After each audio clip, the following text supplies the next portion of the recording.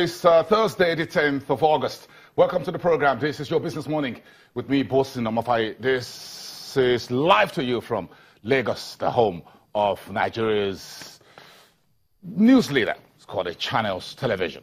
And of course, with the Nigeria's financial epicenter. Let's get the show started.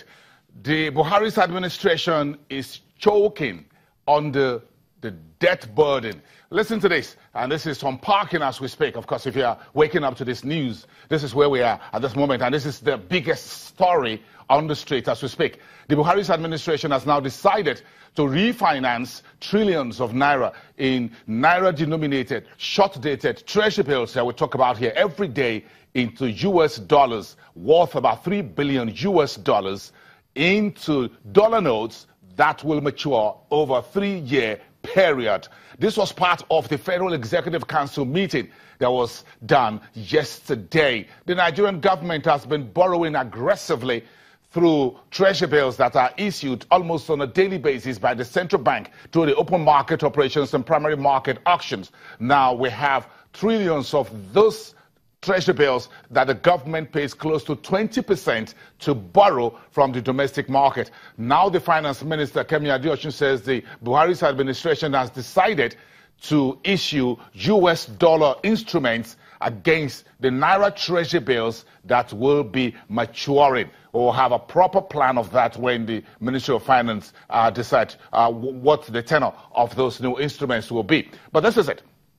She says on Wednesday that last 2 months ago, in the month of June to be precise, the cabinet approved the plan to restructure Nigeria's debt portfolio, the naira content of it via the treasury bills, from the local market naira debt into US dollars. That means bundling trillions of naira debts of this administration into dollars and issue dollar-denominated loans. And why is the government doing this? For a few reasons we're going to talk about. One of it is that the government looks to reduce the costs of borrowing. According to the finance minister, a dollar-denominated note will cost Nigeria about 7% on average to pay those investors against nearly 20% that the government currently pays banks and other retail investors, institutions, pension funds, insurance, banks, and others who buy the local treasury bills as they are issued every week by the Central Bank of Nigeria. And again, to lower the cost of debt servicing locally by the Buhari's administration. Where are we at the moment? As in the first 6 months of this year, on July the 25th, the Central Bank Monetary Policy Committee says the deficit of the Buhari's administration is at 2.51 trillion naira in the first 6 months of this year alone.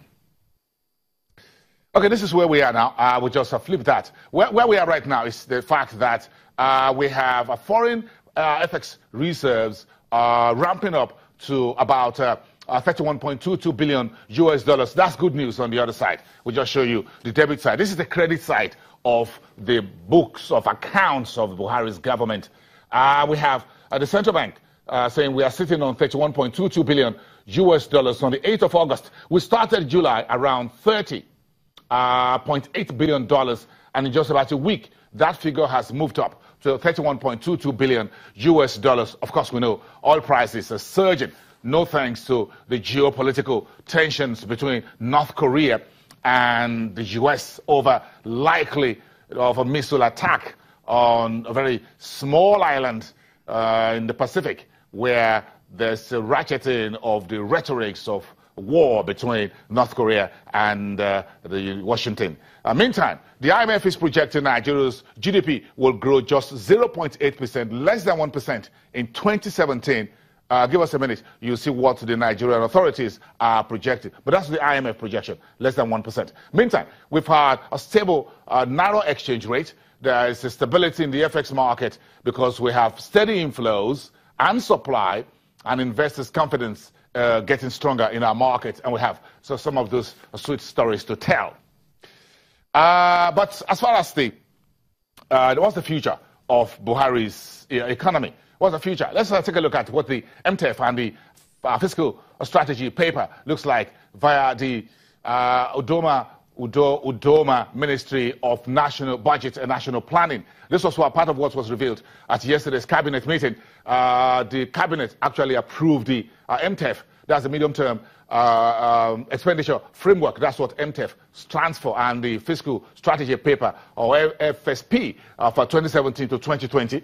Those are the growth targets. The Nigerian government thinks that growth in 2017 will be 2.2% against 0.8%, much more moderate projection by the International Monetary Fund.